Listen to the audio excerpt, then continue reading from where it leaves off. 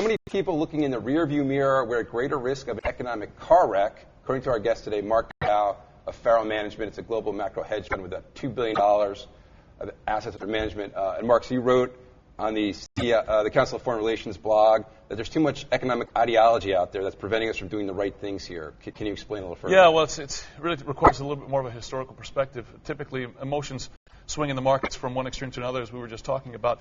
It also happens with ideology, but the frequency of those swings is much slower twitched. We came out of the Depression largely because we had more activist policies in government.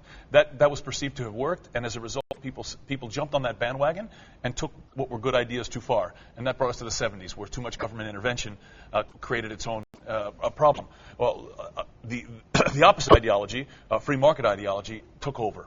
And that solved the problems that we had in the 70s, or at least perceived to solve those problems. As a result, many people jumped on that bandwagon, and we stopped thinking that governments were the solution and started thinking that governments were always evil, no matter what they were doing. And we took that ideology too far, and the absolute free market paradigm that we just lived through obviously doesn't work in the extreme either. Markets are the best way to allocate capital, but they're not perfect. They fail. Even Alan Greenspan understood that there was a flaw in the total free market. Well, yeah. In other words, you found that your view of the world, your ideology was not right. It was not working. Precisely. That's precisely the reason I was shocked, because I had been going for 40 years or more with very considerable evidence that it was working exceptionally well. Markets, if left unfettered, will take things to extreme. It's just it's in our very nature. So governments should play a minimal role in things, but at certain points in time, they're essential for stability. So they need to get in, fix it, and then get out. And I think that's what we're seeing. People are skeptical of that in the case of the Obama administration, in part because they're looking in the rearview mirror at the Democratic Party of years, pre-Clinton Democratic Party, and they say, well, we know what happens with the Democrats. They get in, and they stay in. And if you look at certain people on Capitol Hill in the Democratic Party, that's going to reinforce that belief, right? But that's not where the administration is ideologically. But because people are there, and because so many people still believe deeply in the free market paradigm and don't recognize the extent to which it failed, it's impeding progress on the policy front. And so you're not saying that we need to just get the dial set right in the middle of these two extremes and just leave it there forever. You're saying the government does have to come in, then it has to pull back. So we are presuming that the folks in the government at the right time know exactly how far to go and pull back. Well, then they won't, and they will make mistakes. But all they need to know is approximately. Right, and I think in this crisis there was a lot of criticism, and some of it justified. But broadly, in retrospect, they got it right. They saved the system, right? And I know there's some people that would argue with that, but most people wouldn't, particularly the people who live where I live in the trenches of the global fixed income market.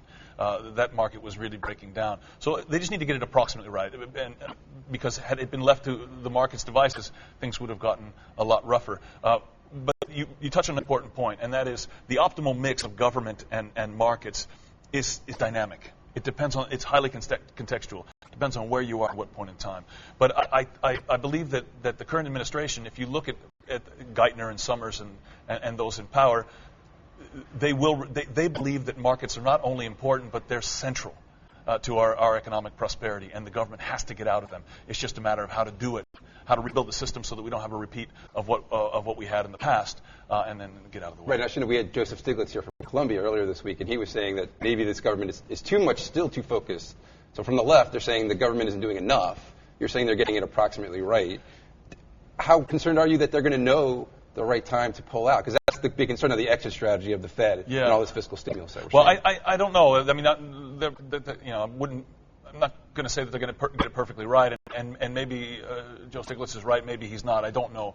At this point, because of the fiscal credibility issue, I wouldn't want to take a second stimulus out until we got closer to knowing whether or not we needed it, because we have to balance the short-term needs, plugging the hole in aggregate demand that was created by the household sector collapsing, with long-term credibility on the fiscal front. So it's a delicate balance there. But in a broad sense, I think all you have to do is know approximately when to get out of the picture. With TARP, they didn't want to accept the TARP money from the banks initially. Why? Well, two reasons. One, they wanted to make sure that the banks weren't just giving it back to get out from under the government so they could do whatever they wanted, right? And perhaps in so doing create systemic risk, because it was the bank's bad judgment to a large extent that got us to where we were, right? they did it for that reason. They also didn't want individual banks to be stigmatized, all right, those who didn't pay it back. So they coordinated it. They said, okay, let's do it. Let's figure out how to do it. And they let most of the banks pay it. You think that was the right approach? Because a lot of people said, look, let Citigroup fail if it's going to fail, or Bank of America. And, why should we punish J.P. Morgan and Goldman and the guys who weren't in as bad shape? Unfortunately, the banks are still too systemically important. They could bring down the system. Their tentacles go into too many places that we don't even see, that we don't even understand. And in fact, the policymakers don't fully understand. They understand better than we do, probably, because they see more of it, but they don't even fully understand. I mean, how many managers, mid-level managers in these banks are saying, I had that risk on? Really?